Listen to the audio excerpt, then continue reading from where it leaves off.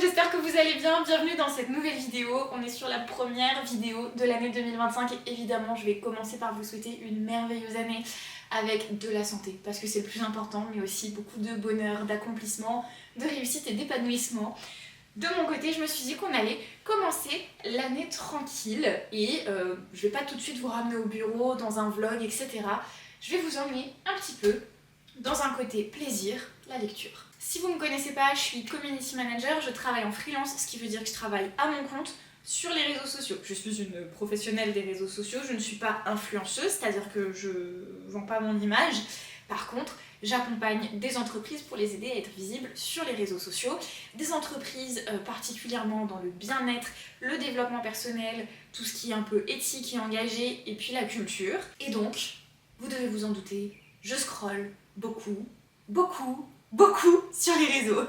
En 2024, j'ai eu envie plus que jamais de prendre de la distance avec les réseaux sociaux et de bien faire cet équilibre pro-perso qui est super dur à atteindre et en fait qui est jamais acquis, hein. C'est un truc qu'on cherche en permanence et j'ai vraiment ressenti le besoin de faire ça en 2024, de cloisonner un peu vie pro, vie perso. Et comment vous dire que en scrollant à toute heure, le matin, le soir, en journée, sur les réseaux, dès qu'il y avait un temps mort ou quoi, c'était pas possible en fait de prendre cette distance avec les réseaux sociaux. Donc j'ai décidé petit à petit, tout au long de l'année, de remplacer le scroll par de la lecture. Au début, je m'étais dit, je vais leur faire une vidéo récap de mes lectures de 2024. Comme vous le voyez, je sais pas si vous voyez bien jusque là, mais bref, j'ai beaucoup lu en 2024. Je crois que j'ai lu un peu plus de 30 livres. Dans mon référentiel, c'est beaucoup.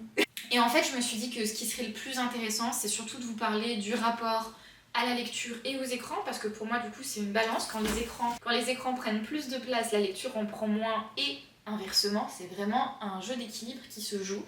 Et je me suis dit que ça serait intéressant de vous parler de ça au fil de mes lectures de 2024. Pour vous donner un poil de contexte, je ne débarque pas dans la lecture, je suis pas quelqu'un qui a jamais lu, à part les livres obligatoires au collège où on peut lire des résumés en ligne. Je suis pas du tout comme ça, j'ai toujours aimé lire. J'ai ce souvenir à l'âge de 5 ans où ma mère était enceinte de ma soeur, elle était alitée pendant toute la grossesse ou pour m'occuper. Elle m'a expliqué que chaque lettre avait un son, donc j'ai appris le son de chaque lettre et un jour elle m'a expliqué qu'en fait quand on combine deux lettres, ça donne un nouveau son, c'est un phonème. Par exemple que B et A ça fait bas et que c'est comme ça qu'on forme des mots, et le jour où j'ai compris ça, ça a été une révélation.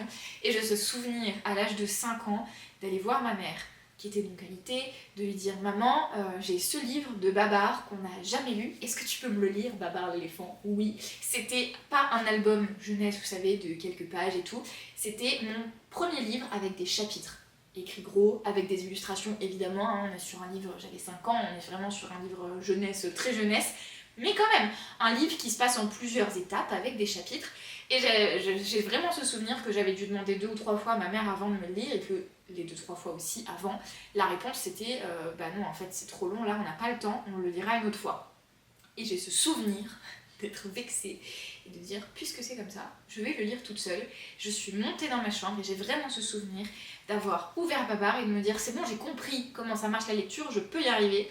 Et d'avoir déchiffré les premières phrases toute seule. Très vite j'ai compris par exemple que quand il y avait un S à la fin du mot, on le prononçait pas tout le temps. Et j'ai ce souvenir d'avoir compris pour la première fois comment on forme le son OU, c'est-à-dire que j'ai lu les pohules, les pohules.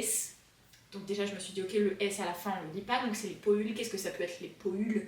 Dans le contexte c'était les poules. Et j'ai vraiment ce souvenir de m'être dit ok, ça veut dire que O et U ça fait OU. Et j'ai lu ce livre toute seule d'une traite à 5 ans où c'était pas énorme, je sais pas, il doit y avoir 25 pages, un truc comme ça. Je n'ai plus du tout le livre en question, mais j'ai ce souvenir fier de moi de redescendre dans le salon et de dire à ma mère eh bah tu vois, je l'ai lu toute seule. Et depuis j'ai plus jamais arrêté de lire. J'ai été une enfant qui a lu énormément, particulièrement les Harry Potter, c'est-à-dire que je ne sais pas combien de fois j'ai lu les Harry Potter. Ça a été un mode de vie à une période de ma vie.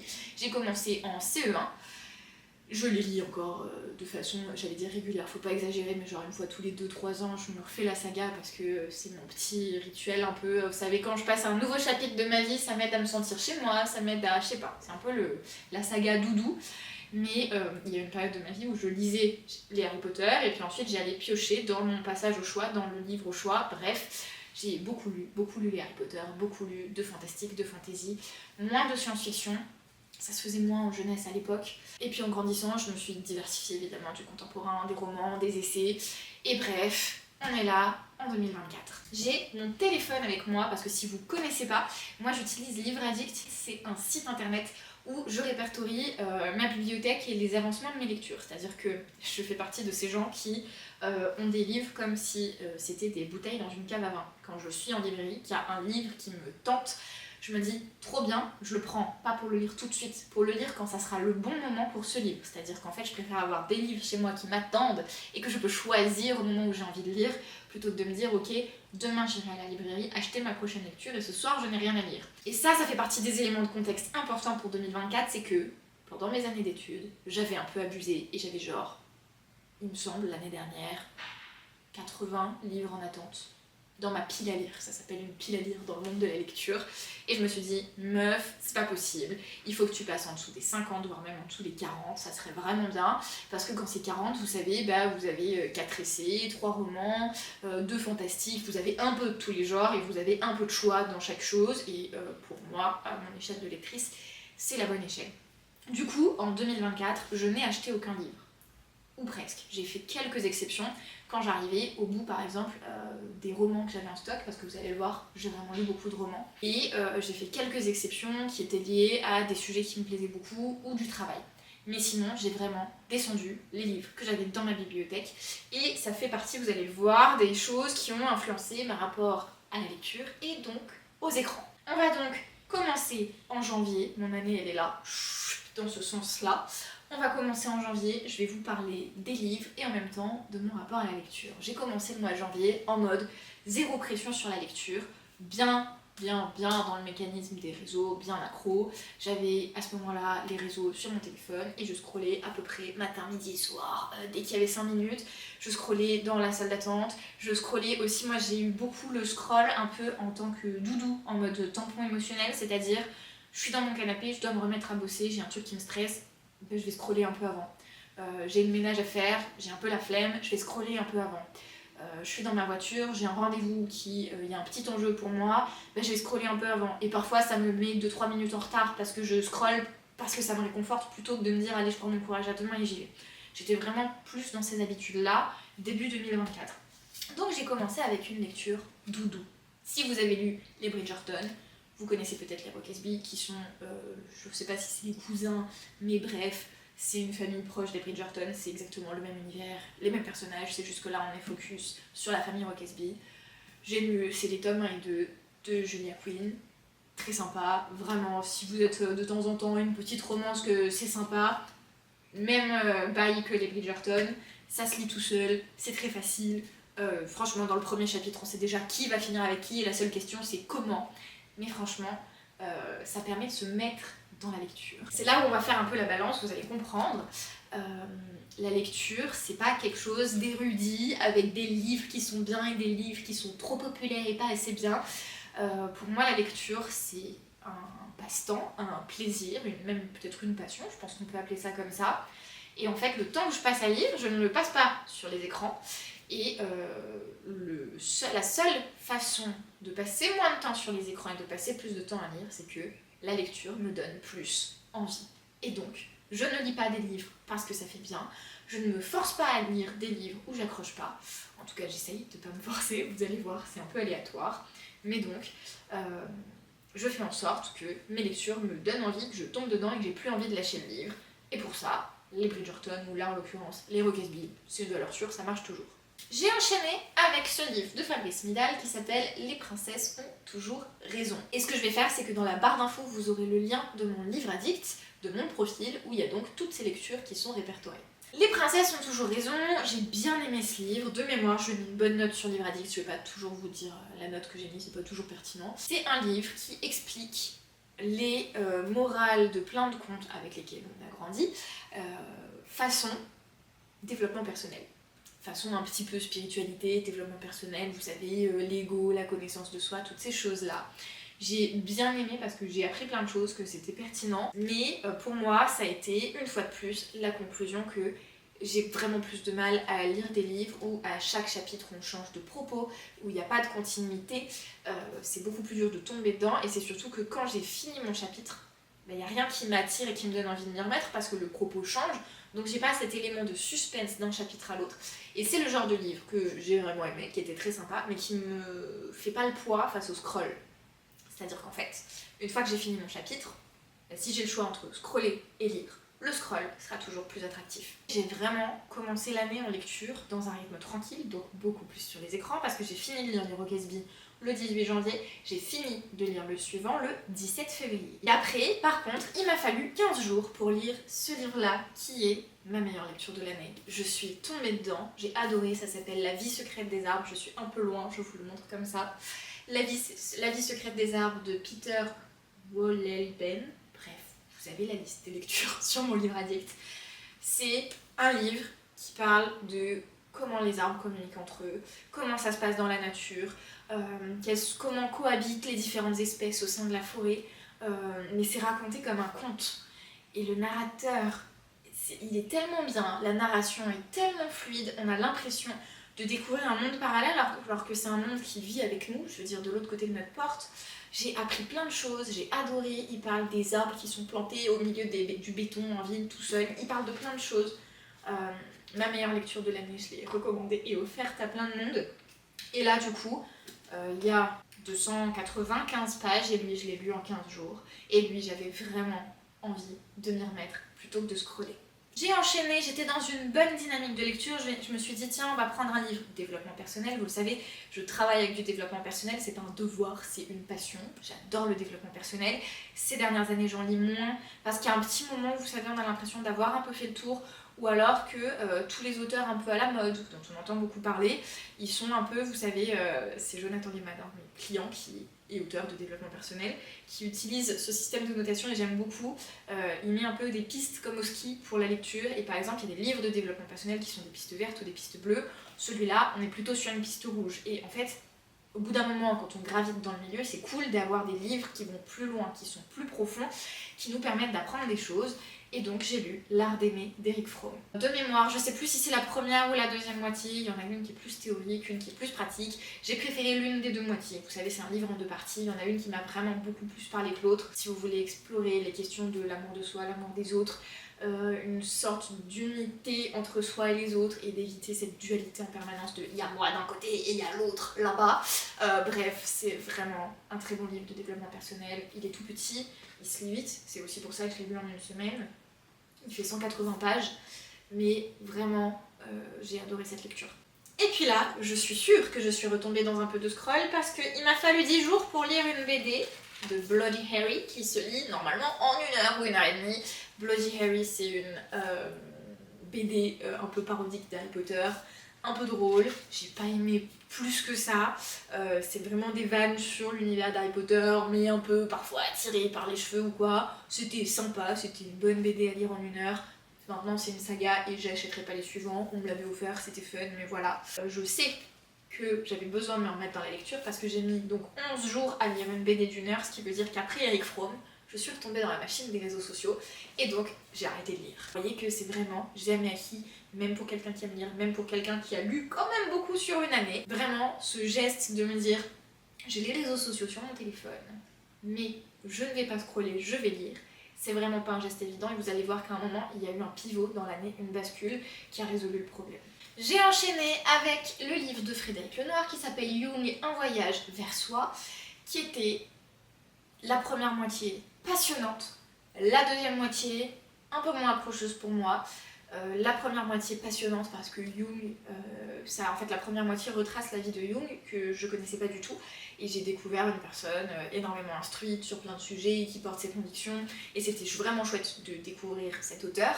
La deuxième moitié parle plus de ses concepts. Jung c'est un philosophe et j'ai compris en lisant ce livre que énormément, mais énormément du développement personnel qu'on voit partout aujourd'hui, c'est basé sur la philo de Jung et de ses confrères de l'époque. En fait, la deuxième moitié qui présente ces concepts, je connaissais déjà quasiment tous les concepts, mais moi je pensais que c'était du développement personnel alors qu'en fait ça vient de sa philosophie à lui. C'était une bonne lecture. J'ai enchaîné, j'étais dans cette vibe développement personnel, faire des parallèles avec mon travail, ça me passionne énormément, ça me permet aussi de nourrir mon travail vis-à-vis de mes clients.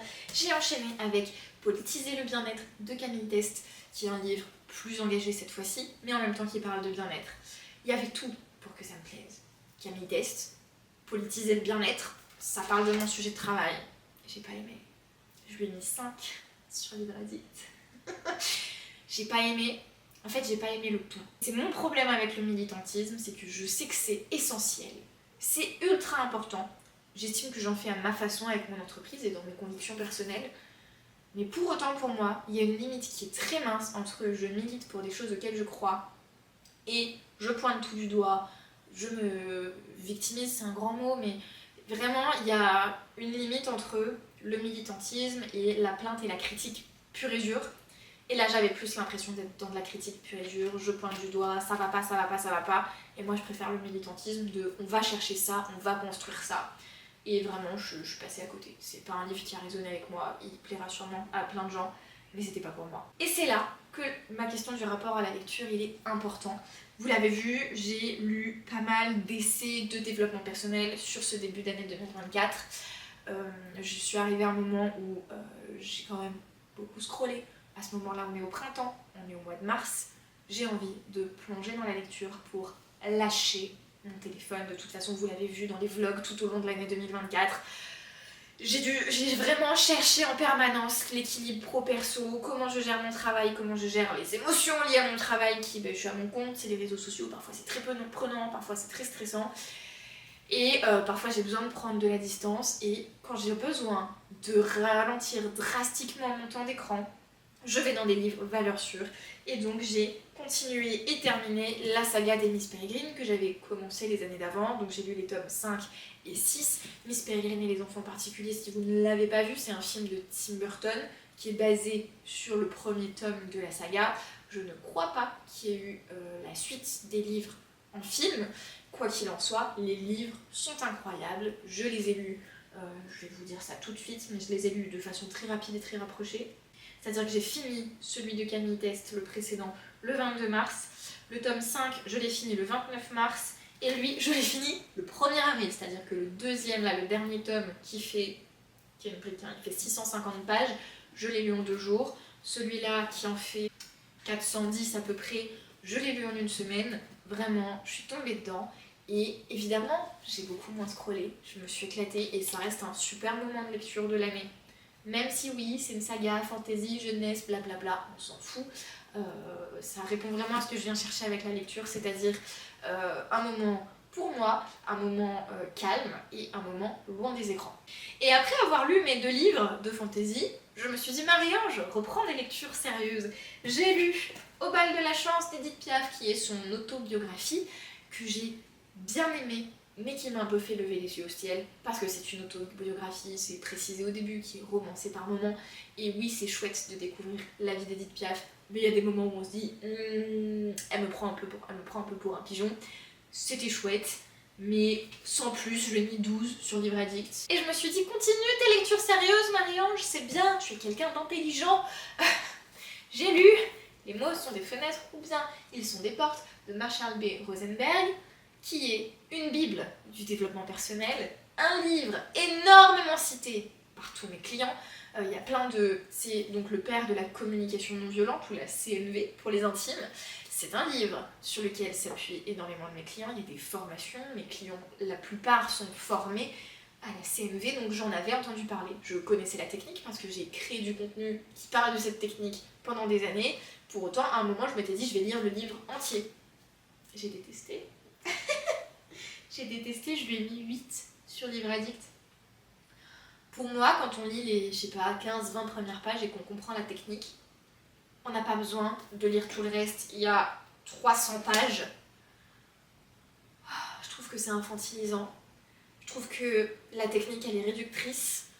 Donc, si vous connaissez pas le principe de la communication non violente, rapidement dans les grandes lignes, c'est plutôt que de dire « Ah, tu m'énerves quand tu fais ça !» Ça va plutôt être quand tu fais ta, j'ai l'impression, ou je crois que, ou je vis les choses ta, et donc je me sens ta. Et donc en fait, c'est plutôt que d'utiliser le tu qui tue, j'utilise le je. La technique est pas mal, hein, mais il l'applique tout au long du livre d'une façon ultra carrée, ultra bornée, et j'ai trouvé ça absolument pas réaliste. il nous décrit comme si sa technique et sa structure de phrase, ça n'infantilisait pas les gens, et enfin bref, moi je trouve que c'est dans certains contextes infantilisant et pas adapté, et le fait qu'il en parle vraiment sous tous les angles, sous toutes les coutures, pour utiliser exactement la même technique en permanence, ça m'a vraiment fait lever les yeux au ciel. Le concept est chouette, pour moi en 20-25 pages c'est suffisant, 300 c'était beaucoup trop. Et je sais que ça craint de dire ça dans le milieu du développement personnel, mais c'est vraiment pour vous montrer que je lis pas des livres parce que ça fait bien, je lis pas des livres en me disant c'est important pour mon travail, bien sûr que si, ça m'arrive, mais ça m'empêche pas d'avoir mon point de vue qui parfois tranche complètement avec ce qui se fait dans le milieu, même si je travaille dans le milieu. Bref, j'ai enchaîné avec ce livre. Après avoir lu, vous vous souvenez, La vie secrète des arbres, que j'ai adoré, je me suis dit on va relire un livre un peu dans la même vibe qui s'appelle Convivialité, l'alliance avec la nature. C'est de 3 auteurs, Patrick Blandin, Frédéric Ducarme et Damien Marrage. Et je pensais que ça serait un peu sous le même ton que La vie secrète des arbres, un peu conté avec de la narration. Finalement, c'est chaque chapitre une histoire de la façon de cohabiter entre l'homme et la nature, entre la civilisation de nous et la nature, et ça met en avant, en lumière, plein de fois où ça se passe bien, où c'est bien imaginé, et où la nature et l'homme y trouvent tous les deux leur compte. C'était intéressant, mais comme je vous l'ai dit au début, ça fait que chaque chapitre était indépendant, et donc très difficile de s'y remettre, de refaire l'effort de se plonger dans la lecture. Le scroll reste plus attractif. Je lui ai mis 12, parce que pour moi, s'il y avait eu un aspect narration comme l'autre livre, j'aurais adoré. C'était pas le cas, c'était chouette, mais sans plus. À ce moment-là, je m'acharne. Je me dis pas, tiens Marie-Ange, reprends un roman, retombe dans la lecture. Non, non, prends un truc qui devrait t'intéresser, parce que quand même, c'est du développement personnel, c'est des neurosciences, tu adores ça. J'ai donc voulu lire Le fabuleux pouvoir de votre cerveau de Deepak Chopra et Rudolf E. Tanzi. Il y a tout pour me plaire normalement. Deepak Chopra, développement personnel, Rudolf E. Tanzi, neuroscientifique, ça parle du cerveau, ça parle de plein de façons d'optimiser son cerveau, comprendre comment il fonctionne et tout. J'ai détesté, je l'ai abandonné. Et là je me suis dit, ok meuf, on a un problème. En fait je suis en train de finir le fond de ma bibliothèque qui traîne depuis des années. Il y a des livres que j'avais achetés très longtemps avant, d'autres un peu moins, mais il y avait des livres qui étaient dans ma bibliothèque depuis 4-5 ans. Et en fait si je ne m'étais pas jetée dessus après les avoir achetés, c'est bien parce qu'ils me tentaient moyen, que ça me parlait, ouais ça a l'air sympa, mais sans plus, parce qu'autant vous dire que les livres de ma bibliothèque qui me donnent très très envie, ils n'attendent pas 5 ans avant d'être lus, souvent je les lis tout de suite.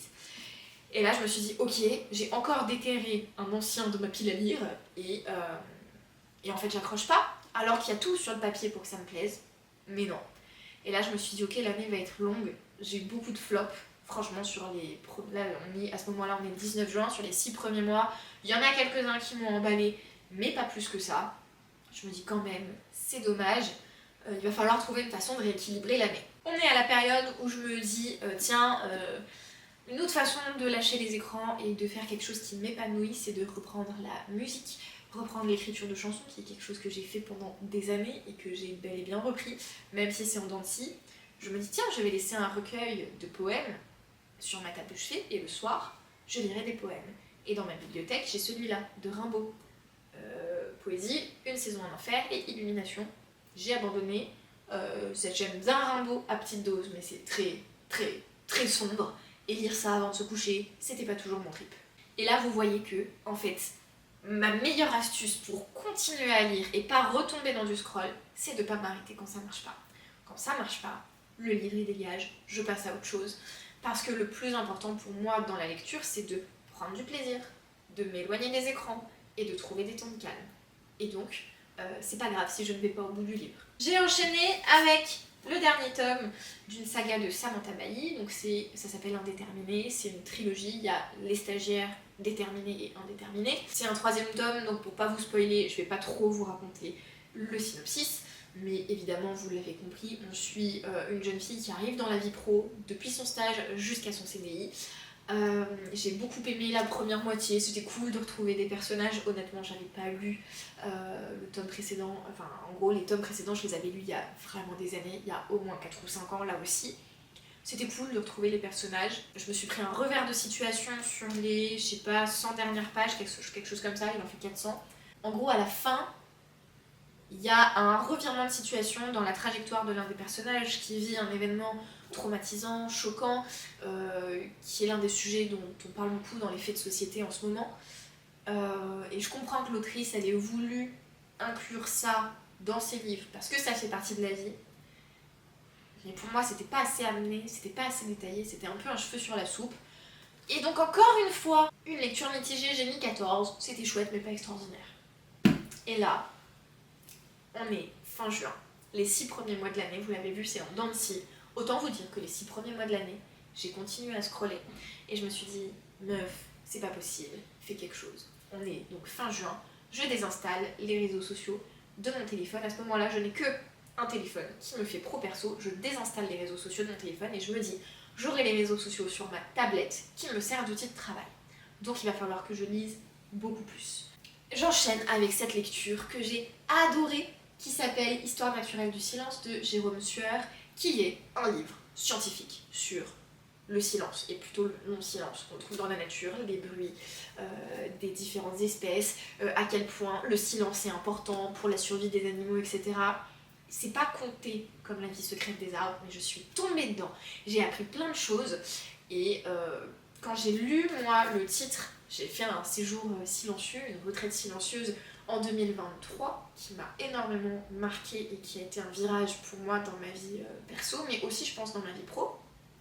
Et au début, j'avais acheté ce livre en sortant de ma retraite, en 2023, en me disant « Ok, ça va parler du bienfait du silence sur nous, les humains, qui sommes entourés de plein de bruits, de voitures, de machines, etc. » Ça parle de ça, mais pas que. Et vraiment, j'ai adoré cette lecture, j'ai mis 20 sur Livre Addict. Je me dis c'est cool, je retourne dans la lecture, j'ai plus les réseaux sociaux sur mon téléphone, on est en plein été, ça commence plein d'enthousiasme et je vous l'ai dit, moi j'utilise mon téléphone pour scroller, comme tampon émotionnel, quand il y a des trucs qui viennent me chambouler. J'ai passé un été qui m'a chamboulé, tout l'été, insupportable, vraiment un été pourri. Et donc, j'ai fini le livre suivant le 11 août. C'est un livre que j'ai adoré et où j'ai le bandeau qui vient tout cacher. À nous la liberté de Christophe André, Alexandre Jolienne et Mathieu Ricard. C'est un peu un tome 2 dans le sens où ils avaient déjà écrit un livre tous les trois. Si vous ne les connaissez pas, Christophe André, c'est un psychiatre. Alexandre Jolienne, c'est un philosophe. Et Mathieu Ricard, c'est un moine bouddhiste. Ils écrivent ensemble, ils sont amis et ils se posent des questions, là en l'occurrence sur la liberté, sur la vie d'une façon générale. On a leur point de vue, leur chemin de vie qui s'entrechoquent, chacun a son chemin de vie, c'est extrêmement riche, c'est extrêmement profond. J'ai adoré cette lecture, mais vous le voyez, j'ai mis plus d'un mois à la lire, alors c'est quand même une belle petite brique, il fait 580 pages à peu près, mais j'ai mis longtemps, parce qu'à ce moment-là, ma vie et mon quotidien étaient tellement challengeants par période, inconfortables, et puis en plus c'est l'été, je prends des semi-vacances, il y a ma soeur à la maison, elle repart, enfin bref, mon rituel quotidien est un peu perturbé. Autant vous dire qu'à cette période-là, j'ai massivement scrollé. J'ai enchaîné avec une petite lecture, valeur sûre pour moi, le dernier livre de Jenny Colgan. Si vous ne connaissez pas Jenny Colgan, c'est de la cheap lit, de la littérature un peu cocooning, c'est vraiment de la lecture feel good.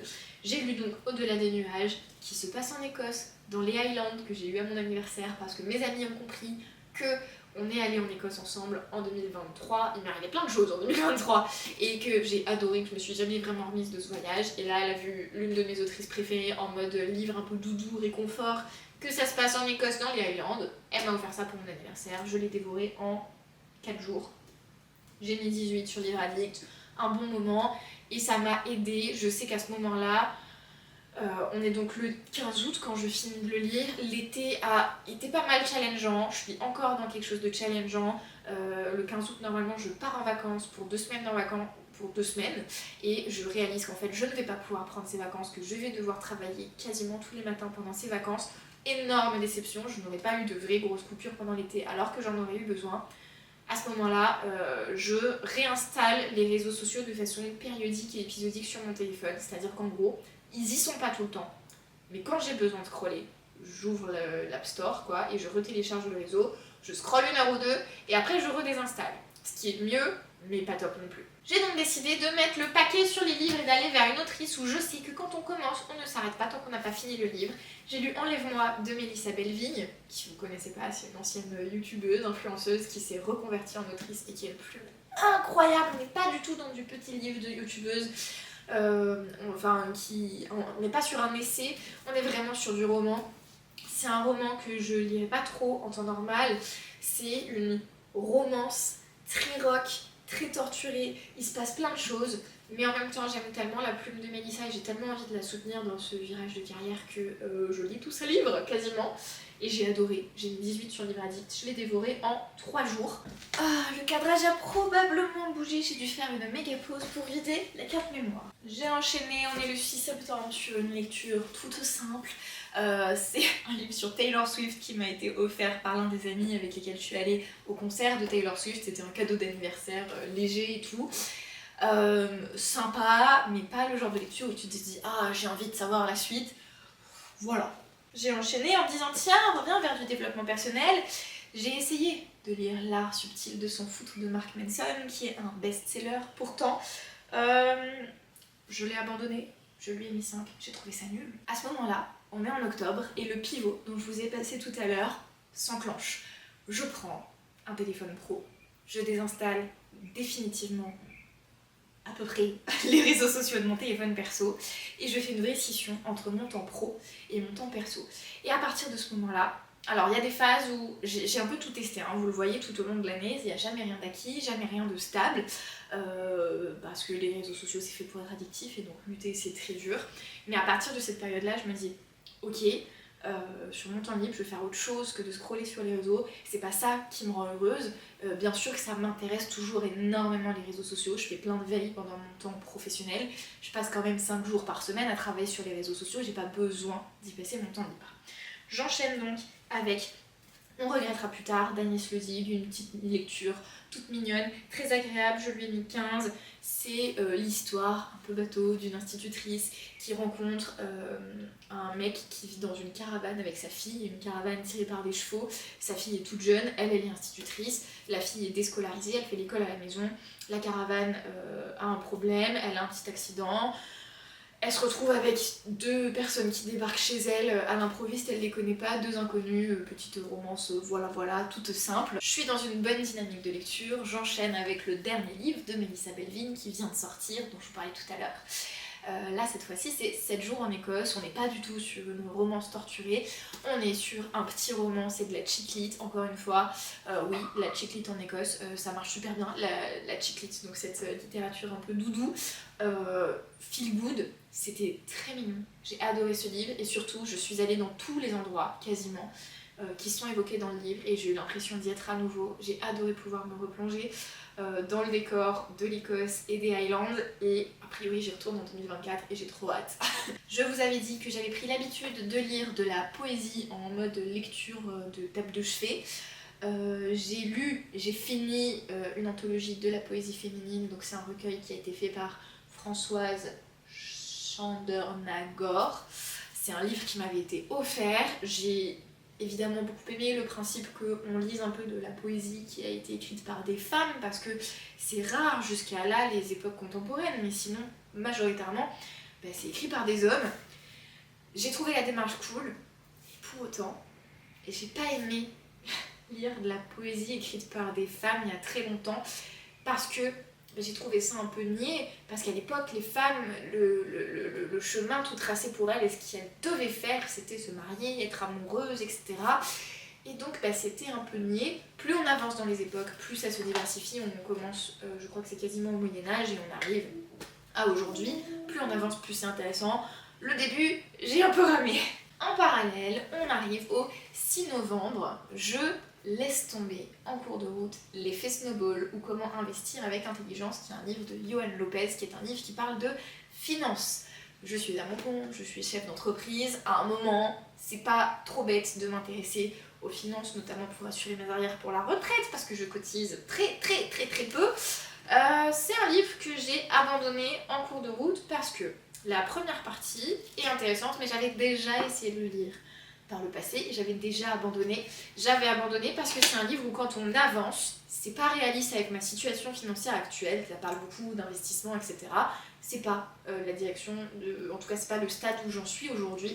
Et donc ça devenait plus anxiogène de lire des trucs que ah ouais il faudrait que tu fasses ça, c'est super important, sinon tu n'assures pas tes arrières et tout, mais en même temps j'ai pas les moyens de le faire. Donc j'ai arrêté en cours de lecture, même si c'est un livre très bien fourni, très bien documenté, etc. C'est juste que j'en suis pas encore là. Autant vous dire qu'après ça, je me suis dit, Marie-Ange, tu as ton téléphone pro, donc t'as plus d'excuses pour scroller sur ton temps libre. T'as essayé plein de choses cette année qui traînaient dans ta pile à lire depuis longtemps. T'es mitigée, il y a eu des lectures coup de cœur, mais pas tant que ça. Il y a eu beaucoup de lectures où tu as laissé tomber en cours de route, il y a beaucoup de lectures où en tout cas je me suis forcée à continuer pour finir, alors que c'était pas trop le truc. Je me suis dit, maintenant, sur la fin d'année, je veux m'éclater dans mes lectures. Et j'ai décidé à ce moment-là, d'une façon simultanée, d'arrêter les écrans sur mon temps libre. J'ai fait le test sur un mois, j'ai adoré. Aujourd'hui, je suis moins drastique, mais ça m'a permis de recalibrer plein de choses. Et c'était avant la vidéo de Léna Situation sur le sujet. J'ai donc relu la saga entière de La Passe Miroir de Christelle Dabos. Il y a 4 tomes, je ne vais pas tous vous les présenter un par un et surtout pas vous spoiler les 4 tomes. C'est une saga, c'est de la fantaisie, on n'est pas tout à fait dans du fantastique, c'est de la fantaisie. Christelle Dabos, elle met en place un monde complètement créé de toutes parts, qui est incroyable. J'aime énormément la profondeur des personnages, dont j'ai vraiment un coup de cœur pour les 2 premiers tomes. J'ai plus de mal sur les 2 derniers parce qu'on change de partie de son univers. L'intrigue prend un nouveau tournant et j'accroche un peu moins à cette nouvelle partie, mais j'ai adoré les 2 premiers. Et puis dans les 2 premiers, il y a tellement de personnages que j'aime beaucoup, qu'on revoit moins dans les 2 derniers. J'aime un peu moins les personnages secondaires des 2 derniers. Et vu qu'on change un peu d'univers, on laisse une partie des personnages secondaires, en tout cas pour la plupart du temps. Mais c'est une saga que j'aime énormément. Elle est addictive. Et pour vous dire à quelle vitesse je l'ai lue, parce que ça parle vachement, j'ai fini de lire le tome 1 le 10 novembre, le tome 2 le 14, le tome 3 le 16, et le tome 4, je l'ai aussi noté au 16, ce qui veut dire que c'est un peu approximatif, c'est-à-dire que je les ai tellement enchaînés que je ne les ai pas répertoriés sur Livre Addict, mais entre le 10 et le 16, j'ai lu les 4 livres. Ça fait beaucoup de pages. J'ai découvert que je pouvais complètement remplacer mon temps d'écran par de la lecture ou par autre chose. Moi, c'est de la lecture parce que j'aime ça, mais ça peut être, c'est rien, si vous tricotez, si vous faites du dessin, si vous voulez aller vous balader plus souvent. Il y a plein de façons de diversifier ce qu'on fait, mais j'étais vraiment arrivée à un moment où les réseaux sociaux, et même YouTube, qui d'habitude c'est un peu mon réseau chouchou qui passe entre les mailles du filet, là même YouTube ça devenait anxiogène. Je passais mon temps à regarder des contenus qui sont intéressants, qui sont intelligents, mais où j'arrêtais pas de me comparer et de me dire ah ouais je devrais faire ça, moi je fais pas ça assez bien, il faudrait que je fasse ça, etc. Et je me mettais une telle pression qu'à un moment j'ai décidé de tout couper. Et j'ai découvert, en relisant La Passe Miroir et en me coupant complètement des écrans, j'ai découvert qu'en fait je pouvais lire en mangeant. Si j'ai envie d'être occupée pendant que je mange, je pouvais lire 2 minutes par-ci, 3 minutes par-là, et que c'en était tout autant agréable, chose que d'habitude je remplace par du temps d'écran, et ça m'a fait un petit déclic dans ma tête de me dire c'est pas ça que je vais faire tout le temps. J'ai réintroduit par exemple du temps YouTube, même si j'ai fait un énorme tri dans mes abonnements suite à cette pause. En tout cas, c'est vraiment le moment où en ayant le téléphone pro et en arrêtant les écrans, je me suis dit ok, la lecture ça peut être ce truc là qui me permet de couper le cerveau et de me mettre sur autre chose, et ça l'a vraiment bien fait. Et ça se voit d'ailleurs, j'ai énormément lu en très peu de temps. J'ai enchaîné avec Le Chemin vers l'Unité d'Eckhart Tolle, une bible du développement personnel, même si son plus connu c'est celui sur l'instant présent. Je l'ai fini le 20 novembre, donc j'ai aussi enchaîné, je l'ai lu en 4 jours. C'est un petit livre qui fait 150 pages, il délivre vraiment des enseignements, vous voyez, c'est une page par-ci, 2 pages par-là, c'est un format de questions-réponses, c'est pas un livre qui est écrit pour être lu d'une traite, et pour autant je l'ai lu très vite en 4 jours. Il m'a pas transcendé parce qu'en fait c'est des extraits, je savais pas, mais c'est des extraits de son livre Nouvelle Terre que j'ai lu en 2023, que j'ai énormément aimé. Donc c'était chouette parce que ça m'a replongé dans plein de passages importants de Nouvelle Terre, et ça commençait à faire 1 an et demi que je l'avais pas lu, donc ça fait pas de mal. Mais j'ai pas eu de grandes découvertes non plus, mais c'est un très bon livre. Et après, si vous voulez explorer ces principes-là, vraiment lisez Nouvelle Terre d'Eckhart Tolle, c'est beaucoup plus complet. À ce moment-là, je tiens toujours mon expérience de ne pas avoir d'écran dans mon quotidien. J'enchaîne avec Orgueil et Préjugés de Jane Austen. C'est une romance. C'est un peu la version classique de la littérature de Bridgerton, et je me suis dit, ok, il est là dans ma bibliothèque depuis longtemps, j'ai envie de lire un roman, mais en même temps un classique, qui passe bien, et c'était le cas, j'ai beaucoup aimé, c'est pas le truc le plus élaboré et mature au monde, c'est assez niais, hein. On parle d'adolescentes, de jeunes qui rentrent dans la vingtaine, qui ont pour seul but dans la vie de se trouver un mari et de tomber amoureuse. Mais c'était sympathique. Le suivant, je l'ai dévoré en une journée, on est toujours dans mon challenge sans écran et on le voit dans le rythme de lecture. Vous voyez à quel point c'est corrélé. J'ai lu Les Impatientes de... Je suis sûre que je vais écorcher le nom. Jaili Amadou Amal. C'est un livre qui m'a bouleversée, qui m'a marquée, que j'ai dévoré, que j'ai lu en une journée. C'est un livre qui se passe au Sahel où on suit la trajectoire de trois femmes qui vont être mariées ou qui sont mariées. Ça explore des sujets que je connais pas du tout et ça m'a fait me rendre compte de à quel point c'est un mode de vie qui est très éloigné de ce que je connais. On explore la question de la polygamie, de comment ça se passe au sein d'un mariage où il y a plusieurs femmes dans les mêmes...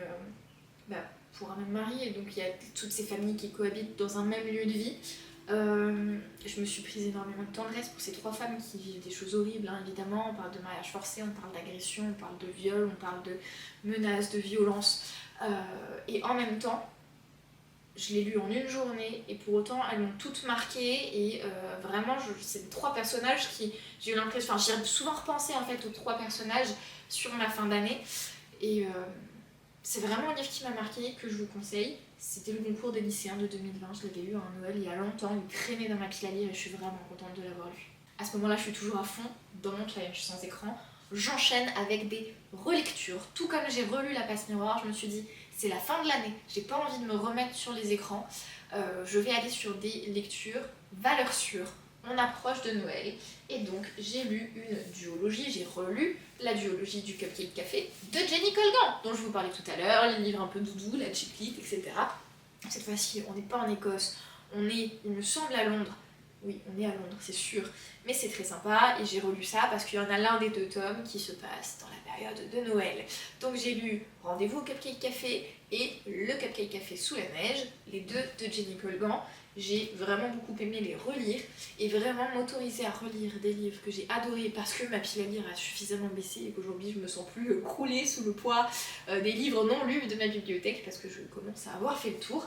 C'était vraiment chouette. Je les ai lus en très peu de temps et je trouve que c'est un bon indicateur, on s'en fiche de à quelle vitesse vous lisez, c'est juste un bon indicateur sur la corrélation dans mon quotidien entre le temps d'écran et le temps de lecture. Je les ai lus entre le 5 et le 6 décembre. Voilà, c'était très rapide. Le 7 décembre, donc je me dis ok, pars sur une petite lecture de Noël qui devrait te plaire. On est sur l'un des derniers romans de J.K. Rowling, l'autrice d'Harry Potter, la saga de livres qui a marqué ma vie de lectrice. Je me lance donc dans Jack et la grande aventure du cochon de Noël. J'ai pas aimé du tout. Je l'ai pas fini. Je l'ai abandonné. Je lui ai mis 5, je crois. 8 sur Livre Addict. J'ai beaucoup aimé le début. Je suis tombée dedans. J'ai beaucoup aimé le début. C'est un petit garçon qui a son doudou, c'est un petit cochon en peluche, d'où le cochon de Noël. Et c'est un petit garçon qui traverse le divorce de ses parents, le déménagement, le remariage de sa maman. Et c'est raconté de façon à ce qu'on se projette dans la vie du petit garçon. Et puis il a son doudou et un jour, sa nouvelle belle-sœur, la fille du nouveau mari de sa mère, elle prend son doudou, elle le jette par la fenêtre de la voiture pendant qu'ils sont sur l'autoroute, alors que son doudou c'est le truc qu'elle faisait tenir depuis tellement longtemps. Et on se lance dans la quête des retrouvailles du doudou. Évidemment, les jouets prennent vie, les peluches et tout. Jack part chercher son doudou cochon. Et là, on arrive dans le monde des objets perdus, des objets disparus. Et à partir de là, j'ai décroché. C'est-à-dire qu'on suit plein d'objets qui sont humanisés, qui prennent vie parce que c'est la nuit de Noël. Et tous ces objets prennent vie. Et dans ma tête, la paire de ciseaux qui parle à la boîte à goûter, ça m'a pas parlé à moi. Et j'ai pas trouvé l'univers magique. J'ai très vite compris que J.K. Rowling, elle allait nous emmener d'un endroit de cet univers à un autre, et que la quête, ça allait être un peu comme dans Vice Versa. Je sais pas si vous voyez le film, la situation de départ est très cool et ensuite il y a plein d'étapes avant d'arriver à la résolution où on découvre tout cet univers parallèle. Dans Vice Versa, c'est dans la tête de la petite fille, dans le fonctionnement de ses souvenirs, ses émotions, etc. Là, du coup, c'est dans le monde des objets disparus. Et en fait, je suis arrivée à un tiers, je pense, et j'ai compris que j'allais juste être baladée dans cet univers qui me parlait pas du tout, où j'accrochais pas du tout, où j'ai vraiment pas trouvé de poésie, de finesse, etc. Et je me suis dit, flemme. Donc j'ai sauté les actions, j'ai lu la dernière partie qui m'a apporté toutes les réponses à mes questions, et c'était très bien comme ça. Et de cette façon, j'ai un peu forcé quand même pendant 1 ou 2 jours, et après je me suis dit, comme ça, je ne scrollerai pas trop. Et c'est, je crois, ma leçon de 2024. Si je veux ne pas passer trop de temps sur mon téléphone, il faut que je fasse des choses avec mes proches, dehors, j'ai plein d'activités, de la musique, de la danse, du cerceau aérien, bref, plein de choses. Mais sur mes temps morts à la maison, les temps un peu creux, le livre, pour moi, c'est une super solution qui fonctionne à condition que j'ai envie de retourner lire mon livre, que j'ai envie de savoir la suite. Et donc les livres qui sont découpés un peu comme des nouvelles, où chaque chapitre change de sujet, où c'est une superposition de propos, où il n'y a pas un fil conducteur et une suite logique, les histoires où j'ai du mal à rentrer dedans, et ben en fait, si mon objectif c'est de passer mon temps sur les écrans, il vaut mieux que je les laisse tomber. Et c'est pas grave de laisser tomber un livre. J'arrive à ma dernière lecture de 2024 que j'ai abandonnée. On a l'impression que j'ai abandonné dès le début parce que j'ai lu ça, mais c'est une bricasse. Il fait 925 pages. C'est l'intégrale, normalement c'est 2 tomes, de l'intelligence émotionnelle de Daniel Goleman. C'est un livre que j'ai acheté il y a très longtemps, que j'avais déjà essayé de lire il y a longtemps. J'ai plus avancé que la fois d'avant. J'ai abandonné au bout de 240 pages. 240 pages où je me suis forcée. Pourtant là aussi, on dirait qu'il y a tout pour me plaire. C'est un livre écrit, il me semble, par un psychologue. C'est appuyé sur plein de recherches, plein d'études. On n'est pas dans le fantasme de quelqu'un qui s'imagine avoir tout compris, on est sur quand même quelque chose d'assez palpable. Ça parle de maîtrise de soi, comprendre ses émotions, conscience de soi, gestion des relations, conscience sociale. C'est censé me parler, tous ces trucs-là. J'adore, c'est basé sur les neurosciences et tout. Mais chaque chapitre est indépendant. Et dans chaque chapitre, il énumère plein de cas qui viennent appuyer son propos. Pour moi, il n'y a pas de fil de pensée, et vous l'aurez compris, ça m'a manqué. Donc j'avais jamais envie de m'y remettre. J'ai quand même lu 240 pages entre le 13 décembre et le 2 janvier, jour où j'ai décidé de l'abandonner parce que je l'avais pas ouvert en fait depuis la fin de l'année 2024. Et je me suis dit, j'ai pas commencé 2025 en me forçant à lire tout ça alors que j'accroche pas. Mais j'ai quand même lu 240 pages. 240 pages, c'est un livre entier pour plein d'autres livres.